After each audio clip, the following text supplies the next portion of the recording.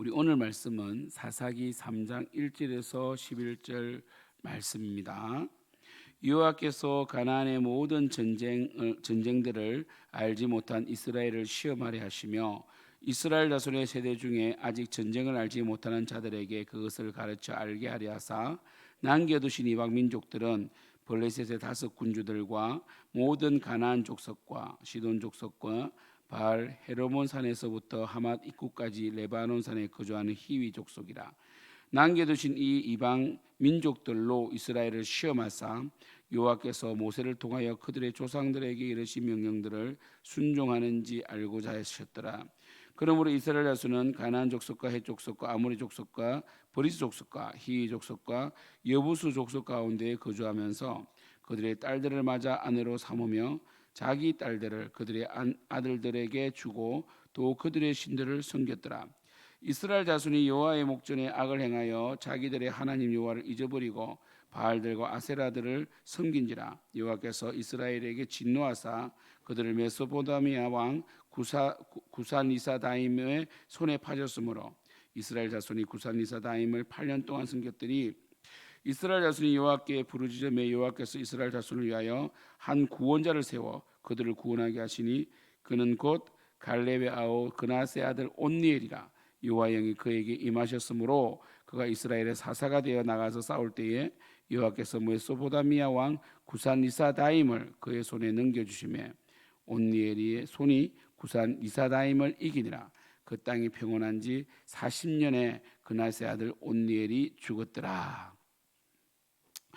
사사기는 사사들의 이야기죠. 그래서 이스라엘 백성들은 범죄하게 되고 하나님께서 그 범죄할 때마다 이방 민족을 통하여 심판하시고 이스라엘 백성들은 그 기근과 그리고 이방 민족의 압제 때문에 부르짖게 됩니다. 그때마다 하나님께서는 사사를 세우시는데 우리 사사의 뜻은 쇼페팀으로서 재판장이라는 뜻이죠. 그 사사들이 백성들을 일으키고 하나님의 영을 받아서 그 강력한 이방 민족을 쫓아내게 되면 이스라엘의 평화가 찾아오게 됩니다.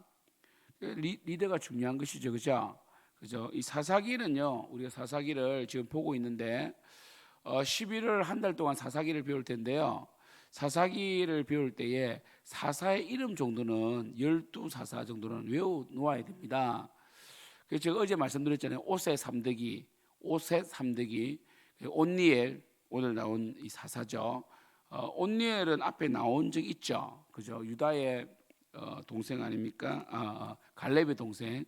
그죠? 그 딸을 이 온니엘에게 주었잖아요. 그죠? 오셋, 온니엘, 에훗, 삼갈, 그죠? 드보라, 기도온, 그죠? 그다음에 돌라, 야일, 그다음에 입다, 입산, 엘론, 압돈, 삼손입니다. 별로 어렵잖아요. 옷의 삼덕이만 오면 돼요. 옷의 삼덕이. 옷의 삼덕이만 오면 돌라, 입다, 입산, 그다음에 뭡니까? 엘론, 압돈, 마지막 사사인 삼손. 이렇게 12명인데 엘리와 사무엘을 사사에 넣는 이 학자들도 있어요. 그런데 12명 삼손으로 끝나는 게 좋죠. 보시면 이 온니엘 때 있잖아요. 온니엘 때 이제 온니엘부터 시작되는데 첫 사사 아닙니까? 3장 1절에서 6절에 보면요, 사실 거의 못 쫓아낸 것 같아요. 블레셋이 강합니다. 다윗 때까지만 하더라도 다윗이 왕이 될 때까지만 하더라도 주로 전쟁 블레셋과 많이 하거든요. 블레셋은 이 헷 족속이 내려와가지고 히타이타 민족들이 내려왔기 때문에 철기 문명을 쓰고 있었고 강력한 해양 민족이고 블레셋 사람들은 다곤신을 섬겼거든요. 이게 지중해 옆에 있으니까 반은 인간이고 반은 물고기신 다곤을 섬겼던 이 블레셋 사람들. 그리고 또 뭡니까? 블레셋 5군주로 되어 있죠. 그러니까 이 블레셋 군주로 되어 있다가 하나의 이제 독립된 하나의 나라가 되는 거 아니겠어요? 그래서 여러분 이 에글론, 에스골론 이런 게 있어요. 블레셋 5 성이 있습니다. 사무엘상에 나오죠, 그죠? 5 군주들과 또 가나안 족속과 시돈 족속과 바알 헤르본 산에서부터 하맛 입구까지 레바논 산에 거주하는 히위 족속은 여러분 기억나세요? 히위 족속은 여호수아가 이 가나안 진격 들어갈 때에 여리고성이 무너지자 그죠? 그때 이제 그다음 아이성이 패배하잖아요. 그때 이제 휘 족속이 멀리서 온 것처럼 변장을 하고 헤어진 옷을 입고 곰팡이 난 떡을 가져와 가지고 당신과 화친을 맺고 싶다 했을 때 여호수아가 그때 하나님께 묻지 않아요. 하나님께 묻지 않고 화친을 맺어버립니다. 근데 알고 봤더니 가까이 있는 히위 족속이라는 거죠. 가나안 7족속이 하나였다는 거죠. 그래서 굉장히 책망을 듣게 돼요. 여호수아가. 결국 여호수아가 그 히위 족속을 그래도 언약을 맺었기 때문에, 물론 신명기에 보면요, 전쟁이 있을 때에 상대방이 화친을 요구하면 화친하라고 되어 있어요. 하나님은 살상을 싫어하시잖아요, 그죠? 그런데 히위 족속은 그냥 화친이 아니라 속였던 거죠, 그죠? 그리고 이 가나안 7족속은 더 이상 하나님께서 봐줄 수 없을 정도로 성적으로 타락했기 때문에 인종 청소가 아니라 거룩한 하나님 땅을 위해서 몰아내는 거예요. 아시겠어요? 근데 히위 족속이 거짓으로 그들의 이 그러니까 히위 족속이 어찌 보면 이 기생 라합처럼 이 라합의 자세를 통해서 가나안 7족속도 회개할 기회가 있다는 걸 보여주거든요. 라합은 이 가나안 사람이었지만 기생 라합은 하나님의 영광을 돌리고 정말 더 이상 가능성이 없는 이 땅을 보면서 하나님께 속한 거 아닙니까? 가나안 족속들도 회개하고 돌아오면 받아주시거든요, 하나님께서. 근데 휘위는 회개하고 돌아온 것이 아니라 어떻게 했습니까? 속인 거죠. 그래서 여호수아가 나무 패는 일과 물 깃는 일을 시키는데 그 휘위 족속이 살아남은 거예요. 근데 이들 또한 이스라엘의 가시가 되거든요. 그래서 사절에 보면 남겨둔 이 이방 민족들로 이스라엘을 시험하사 여호와께서 모세를 통하여 그들의 조상들에게 이르신 명령들을 순종하자 하는지 알고자 하셨더라. 그래서 이 하나님의 말씀에 순종하는지 아닌지를 알기 위해서 이 시험의 도구로 이방 민족을 사용하셨다는 것이거든요. 근데 하나님이 짓궂은 분은 아니에요. 분명 하나님께서는 이스라엘 백성들이 하나님 안에 있고 말씀 안에 있으면 기근과 전쟁이 없게 해주기도 약속하셨거든요. 결국 하나님이 쫓아내지 못한 게 아니라 그들이 올무를 제공한 거 아닙니까? 그래서 그들이 그래도 하나님께서 그들이 말씀에 순종하면 그나마 같이 살게 해주셨단 말이에요. 해주셨죠, 그죠? 그러나 그들이 순종하지 않죠. 결국 그들은 이방 민족에 속게 됩니다. 이방 민족의 농사법, 이방 민족이 추구하는 풍요를 쫓다 보니까 그들의 신인 바알과 아세라와 아스다로 쫓게 되잖아요, 그죠? 5절 그러므로 이스라엘 자손은 가나안 족속과 헷 족속과 아모리 족속과 브리 족속과 히위 족속과 여부 족속, 이게 7족속 아닙니까? 그죠? 이 7 기르가스 족속이 좀 빠져 있네요. 7족속이죠. 7족속이 함께 거주하겠다. 어찌 보면요, 7족속을 제대로 몰아낸 족속이 없어. 다 같이 있어 지금. 그만큼 이 여호수아가 죽은 이후에 이스라엘 백성들이 정복을 멈추었다는 것과 여호수아 살아생전에 정복이 다 안 됐다는 걸 알 수 있죠. 그것은 뭐냐면 그들의 타협하는 모습과 두려움 때문에, 그죠? 결국 이 하나님의 땅을 온전히 차지하는 데 실패했다. 그리고 그들이 결국은 쫓아내지 못한 그 이방 민족에 의해서 지배를 당하거나 그들로 인하여 침략을 당하게 되는, 그래서 하나님께서 쫓아내라면 쫓아내야 되는데, 그래서 이 가나안 7족속을 우리 마음 속에 있는 죄로 볼 수 있다 그랬잖아요. 또 교회 속의 역사는 악한 영의 역사를 볼 수 있잖아요, 그죠? 그래서 우리 마음 속의 역사는 악한 죄를 예수 이름으로 쫓아내야 되고, 또 교회 속에 정말 하나님의 뜻을 거스르게 하는 악한 폐습이라든지 이런 것들, 음란 쫓아내야 됩니다. 쫓아내야 돼요. 그리고 결국 그들은 6절 보면 그들의 딸들을 맞아 아내로 삼았다. 결혼은요, 단순히 사랑과 사랑의 만남이 아니라 가치관과 가치관의 만남이거든요. 고대 사회는 종교와 종교의 만남이에요. 그런데 그들의 딸을 맞아서 아내로 삼으니까 어떻게 됐습니까? 유대 공동체가 무너지는 것이죠. 그죠? 이방 신이 들어오는 거 아니겠어요?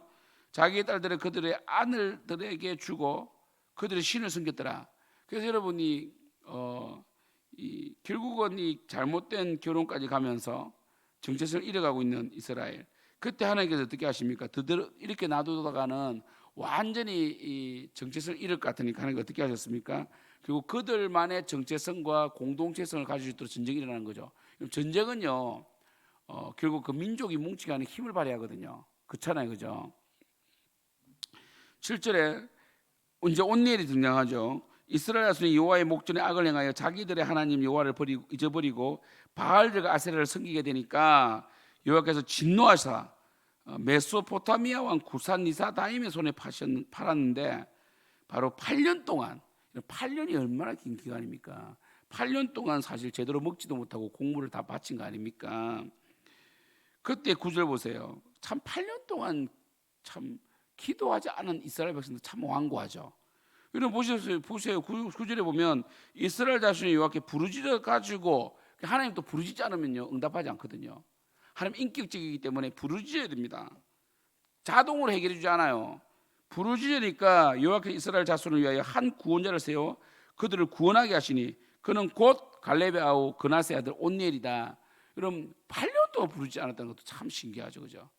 그만큼 영적으로 어둡다는 거예요. 여러분 회개가 쉬울 것 같죠? 전혀 그렇지 않습니다.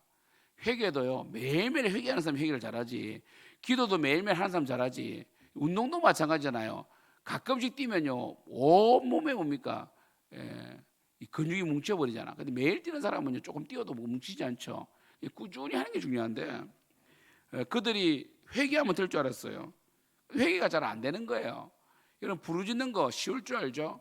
여러분의 힘든 삶 가운데 하나님을 의지하는 믿음이 없으면요 절대 그게 안 나옵니다. 나올 수가 없어요.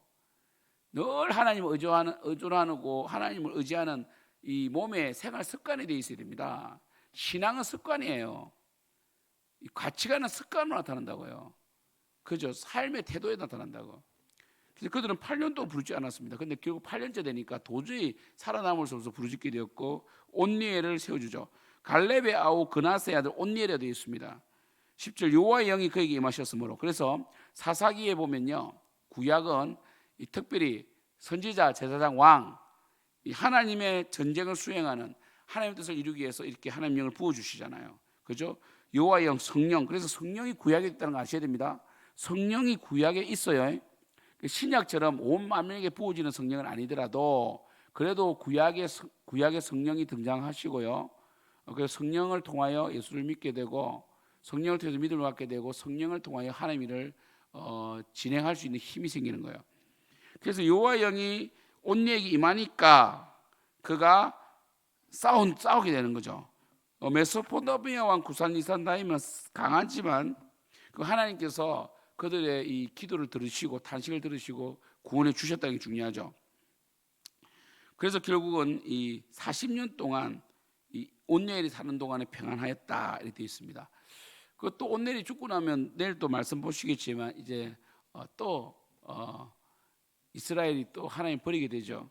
이게 이제 7번 반복된다고 했죠. 7번. 그래서 사사는 12명이지만 이 사사들이 온니엘은 좀 괜찮아요.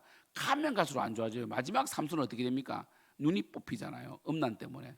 그래서 사도 부족 굉장히 불안하고 백성도 불안한 시대가 바로 사사 시대인데 엔 샬롬의 시대다. 평강이 없는 시대다. 늘 전쟁의 위협이 있는 시대 아닙니까? 사랑하는 성도 여러분, 오늘 말씀을 통해서 우리는 또다시 묵상해야 됩니다. 하나는 뭐냐면 우리 속에 있는 죄를 쫓아내지 않아야 하면 결국 그것이 올무가 된다. 올무가 된다 이거. 두 번째는 뭡니까? 하나님께 부르짖어야 된다는 거죠. 염치 불구하고 하나님께 부르짖어야 된다. 부르짖을 때 하나님께서 응답하신다. 이걸 아셔야 됩니다. 그죠? 세 번째는 뭡니까? 하나님 영이 임해야 된다. 하나님 영이 임할 때만이 하나님이 주신 직무를 대행할 수 있는 거죠. 그래서 우리의 인간적인 힘으로 할 수 있는 게 아닙니다. 메소포타미아 왕 구산리산다임은요 절대로 인간의 힘으로 쫓아낼 수 없습니다. 성령이 임하셔야 된다. 그래서 여러분 오늘 하루 정말 여러분 삶을 되돌아보고요. 혹시 여러분이 여러분의 쾌락과 이런 풍요 때문에 하나님 버린 것은 아닌가? 그러면 여러분 이방민족 죄 문제가 발생되고 그로 인하여 엄청난 사건들이 발생할 수 있어요. 여러분 절대로 하나님 떠나지 말고 하나님 섬기고 눈앞에 있는 바알이 뭔가 이익을 줄 것 같아도 절 주지 못합니다. 하나님만이 생명의 주관자십니다. 여러분들 정말 이 하나님께 부르짖어야 됩니다. 늘 주님께 부르짖고 주님께 긍휼을 구하는 여러분 되십시오. 그랬을 때 하나님께서 성령의 역사하사 하나님께 성령을 통하여 여러분 가운데 늘 평강을 주실 것이고 승리케 하실 겁니다. 여러분 내일 예배 준비 잘 하십시오. 내일도 모레도 오늘부터라도 부르짖는 여러분 되기를 축복합니다. 기도하겠습니다.